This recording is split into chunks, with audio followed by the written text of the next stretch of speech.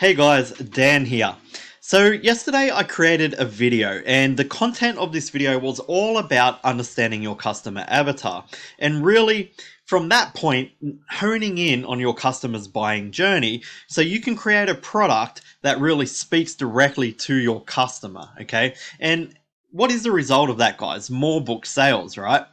So I wanted to actually elaborate a little bit on that video today and really show you guys how the process works in quantifying your customer avatar. So I've also created a free PDF resource that I will give you guys. If you're watching this on YouTube, the link will be in the comments. If you're watching this anywhere else, just comment below and I will be able to send that PDF straight over to you. So guys, let's just jump into that PDF right now and go through the process together.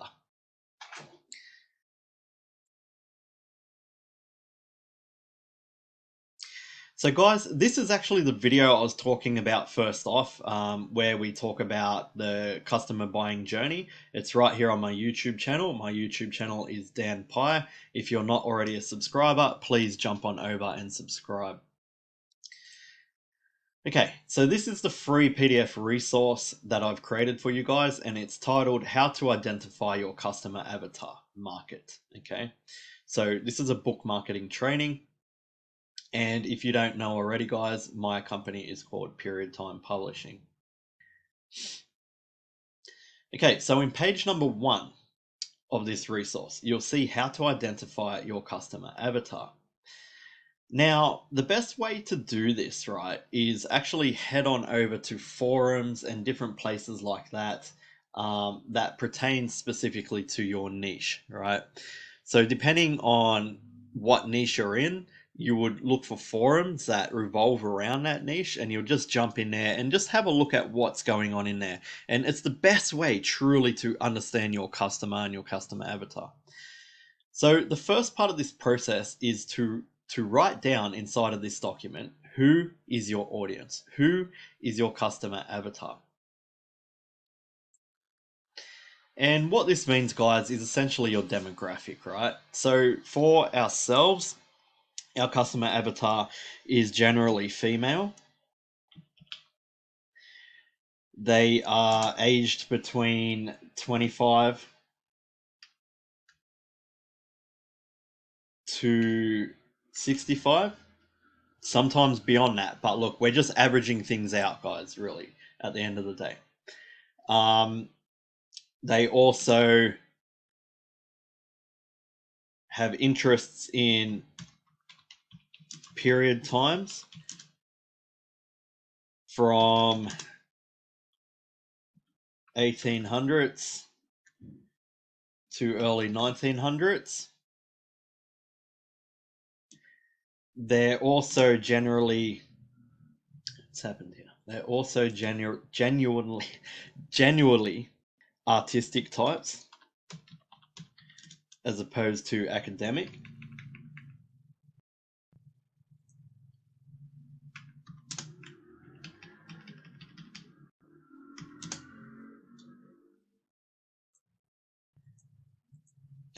They come from predominantly the USA, also the UK, Canada, and Australia. Now, guys, there's a lot more involved in honing out our customer avatar, right? And we have a big list of who our customer actually is. But then when you get that list and you have it in sort of like a point form, then what you want to do is really simplify that list, right? And really knuckle it down to one small paragraph of who your customer actually is. Now, we've already done this and we have documents, but this is what this stage is all about, guys. You need to jump into forums and really do some hardcore research on your customer in that specific niche. Put it into point form and then knuckle it down into one single paragraph that explains who your customer is intensely, right down to, you know, when they usually wake up in the morning. And like, there's just, you really need to get this part right. Okay, guys. So that's what you want to put into this section. Once you've done that, you might use a Word document to do this research, but once you've got that singular paragraph, you want to paste that in here. So the next step is what you need. What are your needs, right? So this is not about your customer. So what do you need to get out of this relationship between yourself and your customer? So some of these things might include expression of authority.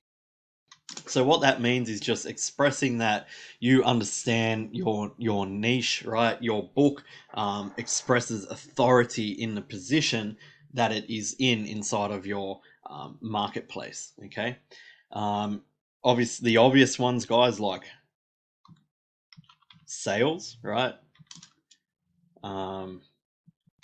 More money, more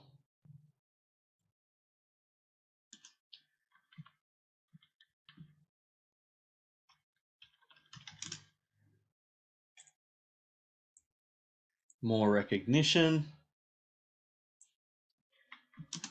At the end of the day, it's what you want to get out of the relationship with your customer, because it's important that we really hone in on what your customer is, what your customer needs, and what you need in return for building that relationship with your customer, right? If you don't understand these things intently, then it's extremely difficult to serve your customer and also get what you need out of that relationship.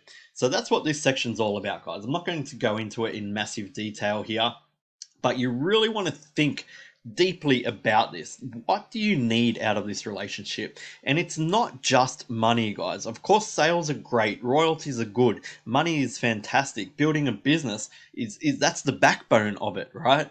But there's a lot more to a customer relationship than just giving them something and expecting money in return. You need to understand the value proposition here.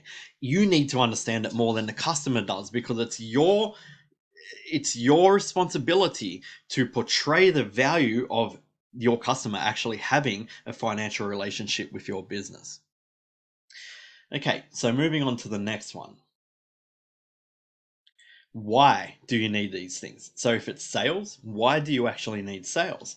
Well, obviously to grow your business. If it's authority, why do you need authority? Right? So you can portray a position of authority to your market, right? So if your book doesn't portray a position of authority inside of your market, then why would your customer ever buy it from you, right? Why would you need more recognition? Again, it comes down to authority. And also traffic. If you have market recognition, then you have authority. And if you have authority, then you're able to produce more traffic on your book organically, right?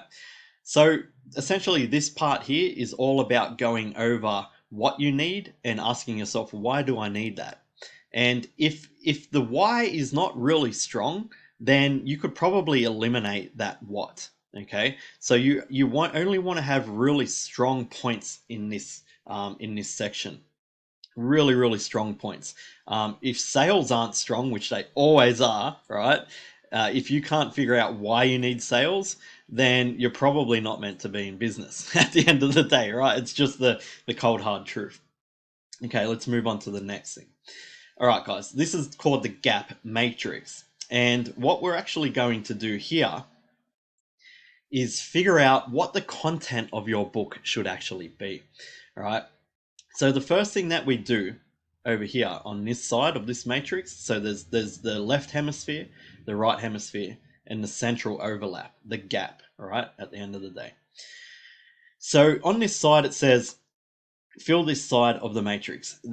Where is your customer in their journey? What do they want to be? Okay, so essentially, where is your customer inside of their buying journey? What do they want out of this relationship? All right. And we already know what we want, right? And why we want it. we understand who our customer avatar is. But when they're searching for a book, what do they want before they actually make that purchase? What is it that your customer is specifically looking for, right? So depending on your niche, guys, this is extremely niche specific, so I can't super go into this, but let's just make one up for argument's sake. For a public domain book in the love story genre, right? So the customer is looking to escape reality.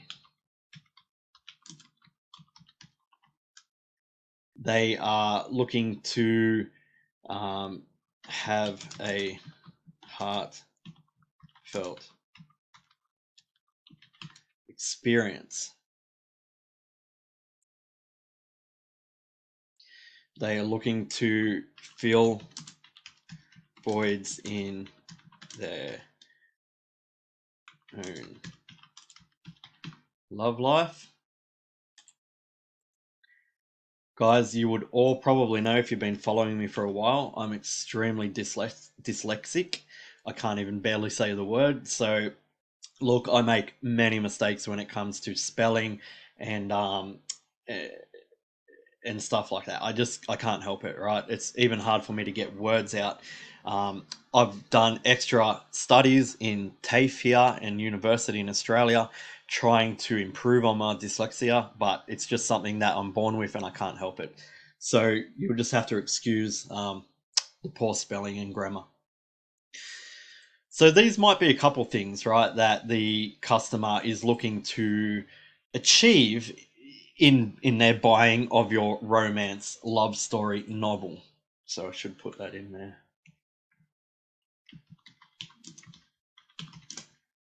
Okay. What else might they be looking to achieve? They're also looking to achieve a good price point, right? So they want all these things emotionally, but there's also the rational side, okay? So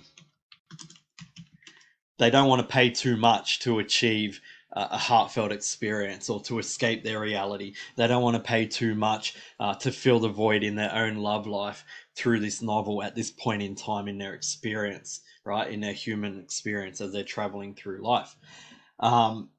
They also want a quality experience.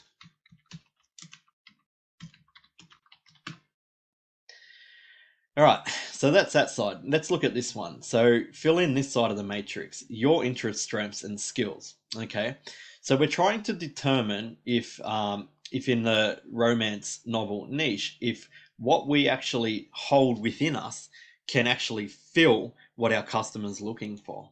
All right, so you might say something like, um, that you have a successful marriage for the past 20 years, right? There's the dyslexia again. You might say that you have um,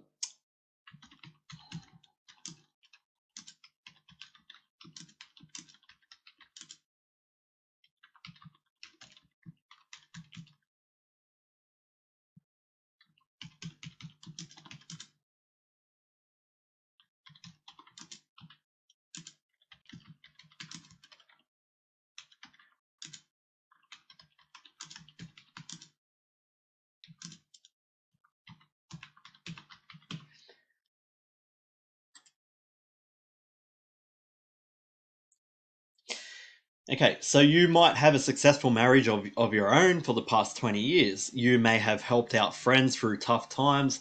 You may have skills to write the outline of a romance novel based off your own experiences during life or other books that you've read, or just, life experience are the best ones because you can draw from them and they're always at the forefront of your memory in your memory retention palace. Okay, so life experiences are really good, right? So now what we're looking for here, guys, is the overlap between these two. So the customer wants to escape reality and have a heartfelt experience, right? So the overlap here is that you have the skills to write an outline of that, right, of their heartfelt experience through a novel. Okay, so you might not have the skills to write the whole novel if you're not an author, but you have the skills to write the outline of the story, to understand, you know, the basics of what the story structure would look like, right? So then you could possibly have someone else ghostwrite that for you. And it's the same thing for low and no content books, guys, if you're in that niche, right? So you might be, instead of looking at romance novels here, you might be looking at event planning, right? So a planner book for event planners, okay? And you're asking yourself, what does the experience of my customer, what experience do they want in an event planning planner book, right? And then you're going to look at what skills, interests, and strengths you have in that space. And then again, just looking at the overlap, like you have this skill to write the outline and they want this heartfelt experience, right? You also have business skills, where this might translate into price point, right? So you also may have design experience, and this may translate into the quality experience, right? So here's your overlap, and then in the center down here, guys, I would suggest that you print this PDF out and actually just scribble all over it, right? And then you can go ahead and do it on a computer later on once you've got everything down pat, because it's going to take trial and error, just like anything in business, to get this right, okay? So then you can actually type out in the center what your overlap is. And this overlap will become the content for your book, right? So this is essentially how we plan out what our customer wants, what we can offer, and what our book content will become. Our book content, our content is the overlap, the gap, all right? Okay, so let's move on to the next one. Okay, so guys, this is the copywriting acronym, and it's called AIDA, AIDA, right? It's very big in marketing spaces. And what this is actually going to do is to help you understand your copy, because your copy is what actually sells the books, and your copy is essentially your title, your subtitle, and your description, right? And Amazon A+ content if you're using that system. So let's have a look at this. So the first thing here is A for attention, right? And essentially this is your title. So why should they care? Your title needs to tell your customer right there, big and bold, why they should care about your book. Now, it should be very easy to come up with a title that tells your customer why they should care, because you know who they are, right? You know your audience, you know the customer avatar extremely well. You've done your research up here, right?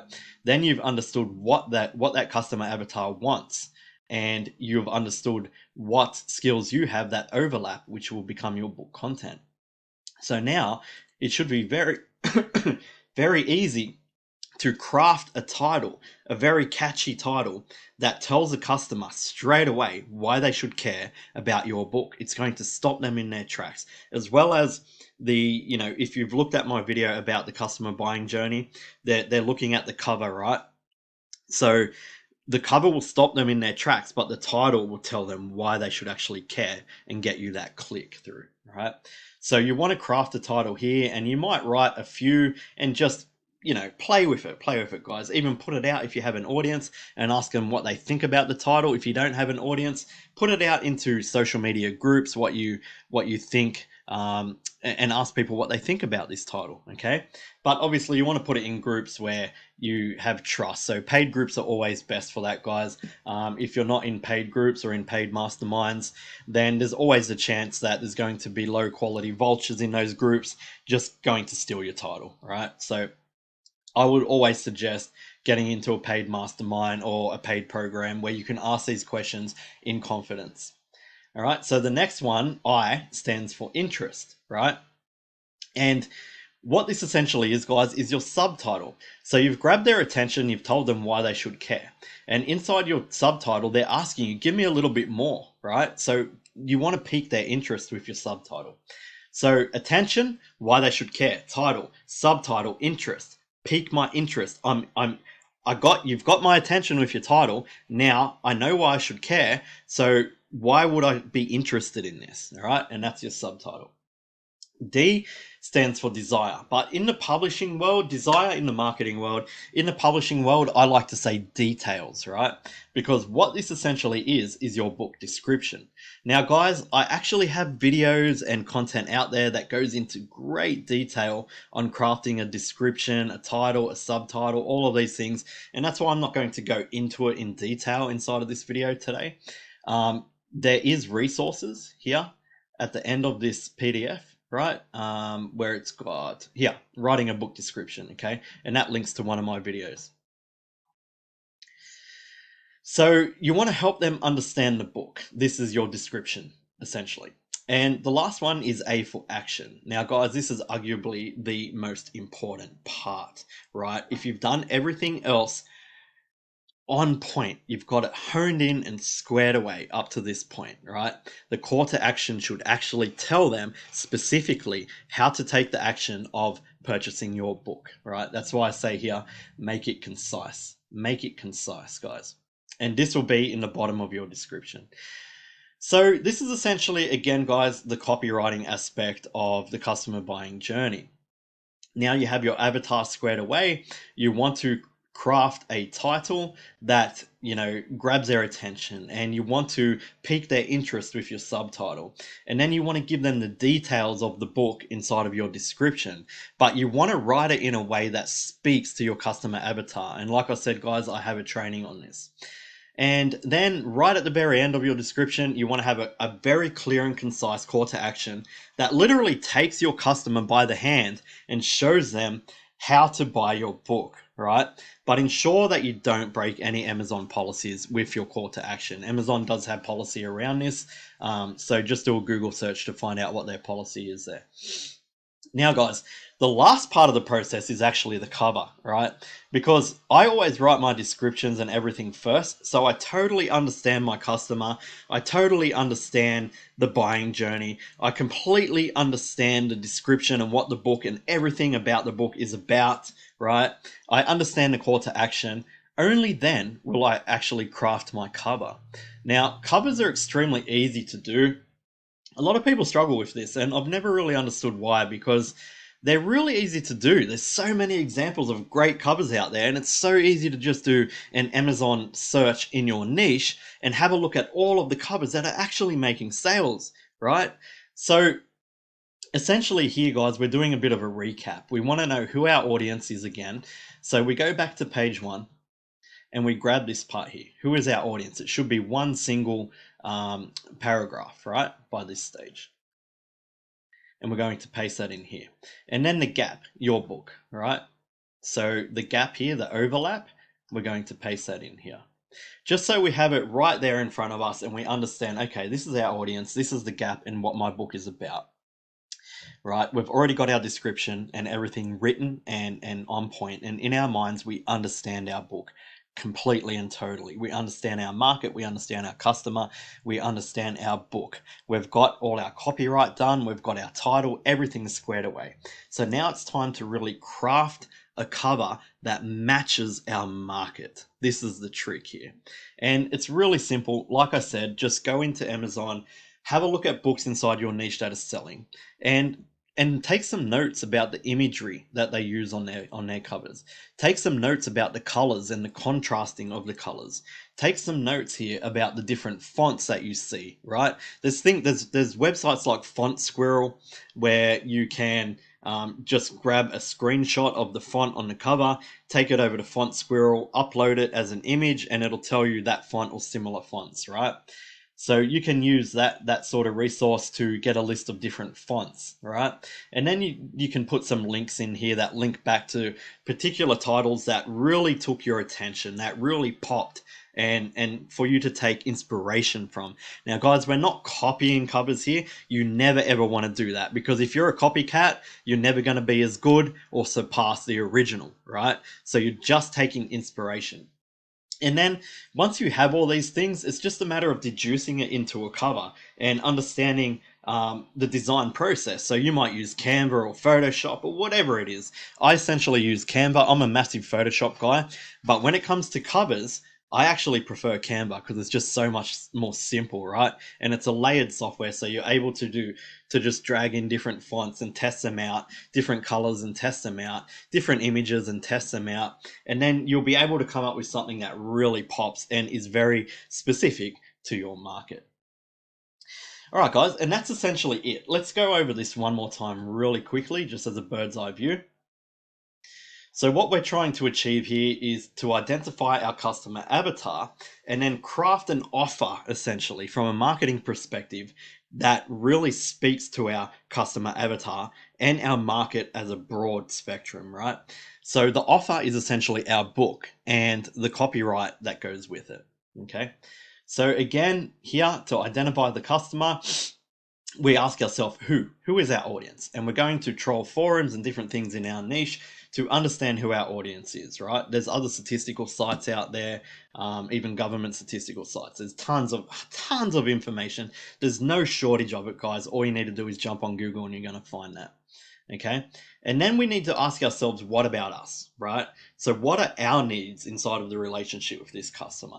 And then we need to ask ourselves, why do we need these things? And we want to really hone in on this, guys. Open up a Word document, scribble on paper, whatever it may be, and then once you've got that process fully down pat about this book or this niche, then you want to fill out these sections with just single paragraphs.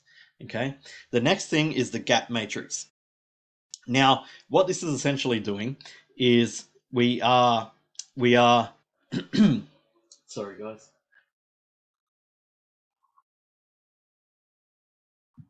Okay, we are trying to figure out what our customer wants, right? When they go on their buying journey, what do they want out of this buying journey? It's not just all about price, right? It's not just all about beautiful design. There's actually a desire behind their need to go and buy that book. And that's what we're really trying to knuckle down on here, right? And then we're figuring out what we can offer ourselves in that space. So in the niche that we've chosen. Now, guys, at the end of this as well, there's a resource on niche research. So you can go ahead and look at that as well. It's another video that I've done. So we already pretty much know our niche, but we're trying to figure out what our customer wants on a deeper level. It's not just about design or the words in the book, what they actually want to experience out of the purchase. And then we're trying to figure out what we can offer.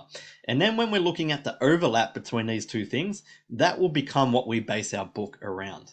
So at the end of the day, the gap matrix really tells us what book we're actually going to create, right? The next step is creating the copyright, and we use the AIDA acronym to do this, right? So attention, interest, desire or details, and action. Attention, again, is your title. You want to grab their attention. Interest is your subtitle. Why should they be interested in it, right? The desire or details in regards to books is your description that really speaks to your customer, because by this point we truly understand our market. And then the action is taking the customer by the hand and showing them exactly how to purchase your book, right? At the end of the day, it's really straightforward and concise. The call to action always must be straightforward and concise. And then the very last step, because by this point we truly understand our market, we truly understand our customer. We've got our book outline, or we've got it written, or we've got it designed if you're in low and no content, or we've chosen our niche and we've got our book in public domain, because there's just millions of them that we can choose from.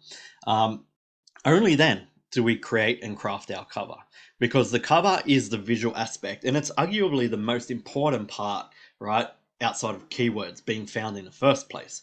So the cover will essentially ensure that your customer stops the scroll. And stopping the scroll is so hard these days, guys. So it's very important that we do all of this stuff first, so we understand our customer.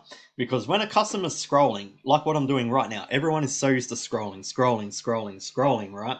It takes something special to get that person to stop and look, even just for a split second. So this cover actually really needs to be quite special. And the only way we can do that is if we truly understand our market first, okay? So again, it's very easy. we just have a little bit of a recap here, and then we go into doing some market research. We just look at images on similar covers that are actually doing well in our market. We look at the color contrasts and different colors that they use on their covers. We look at the fonts and different types. You can use Font Squirrel. It's a free service to find out what fonts your competitors are using or similar fonts.